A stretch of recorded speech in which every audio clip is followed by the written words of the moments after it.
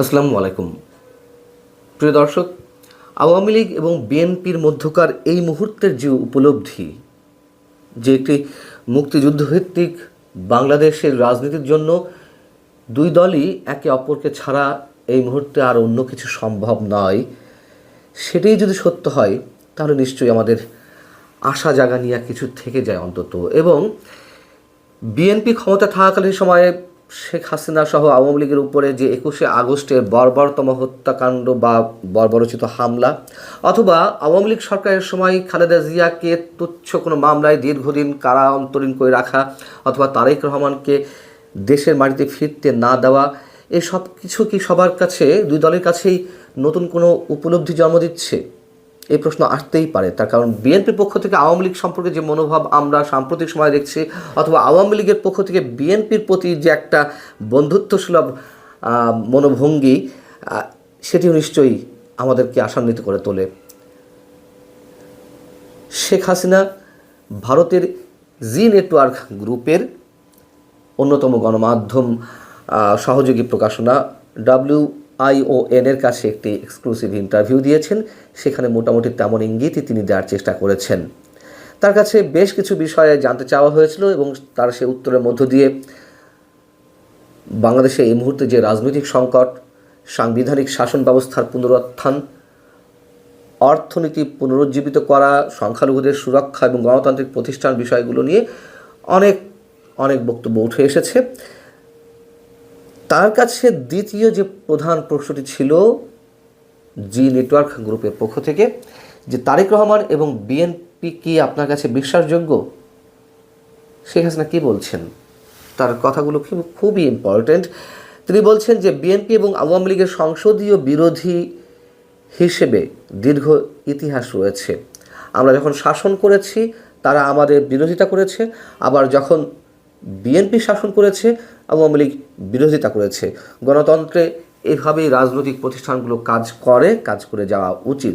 একটি শক্তিশালী সুস্থ বিরোধী দল শাসন ব্যবস্থাকেই শক্তিশালী করে। খুবই যৌক্তিক কথা। এখন এই বিষয়গুলো দু দলের মধ্যেই সত্যি যদি উপলব্ধি হয়, নিশ্চয়ই সেটা আমাদের জন্য শুভকর। তিনি বলছেন, তবে আমাদের এই তথ্য ভুলে যাওয়া উচিত নয় যে সরকারি তহবিল আত্মসাতের অভিযোগে দোষী সাব্যস্ত হওয়ার পর তারেক রহমান লন্ডনে দীর্ঘ 17 বছর নির্বাসনে কাটিয়েছেন। নেতৃত্বের জন্য যে জবাবদিহিতা এবং সশরীরে মানুষের কাছে উপস্থিতির প্রয়োজন, সেটি তো বিদেশে বসে থেকেই শুধুমাত্র নির্দেশ দিলেই দল চলতে পারে না, এটা গণতন্ত্র হয় না।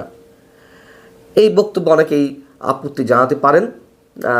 আমারও মনে হয় যে এই মুহূর্তে এই কথাগুলো না বলাই ভালো ছিল। তিনি বলছেন, আবার পরিস্থিতি অনুকূলে এলেই হঠাৎ করে দেশে ফিরে আসা, এগুলো শুভ লক্ষণ নয়।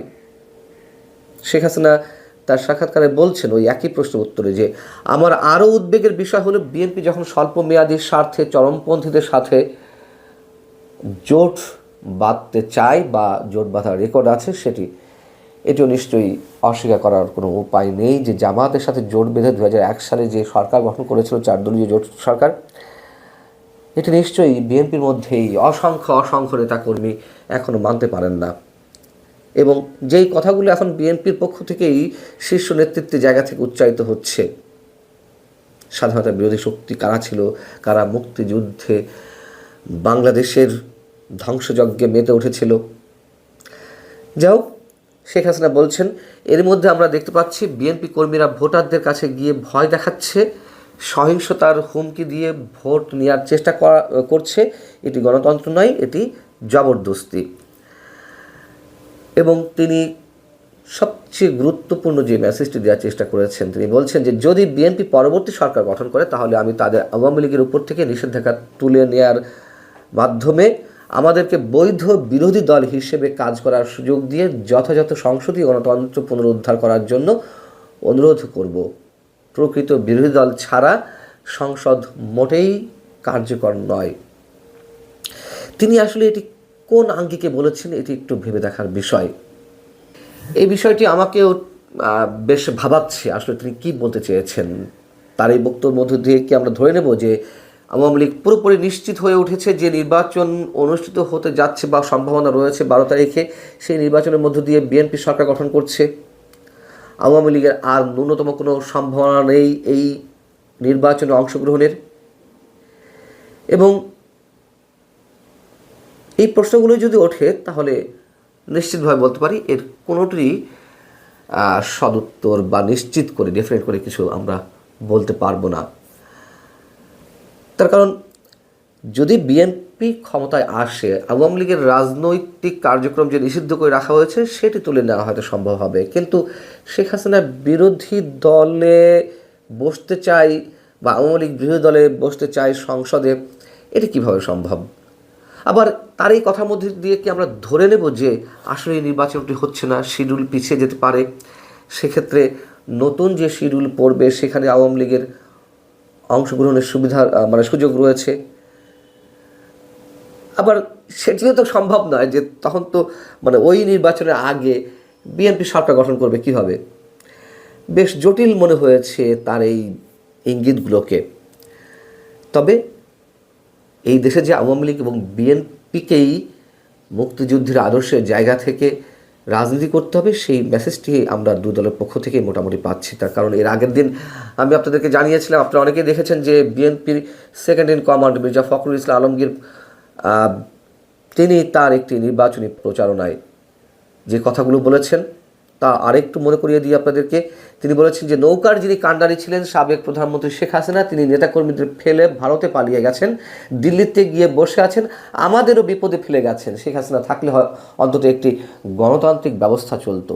খুবই সিগনিফিক্যান্ট কথা।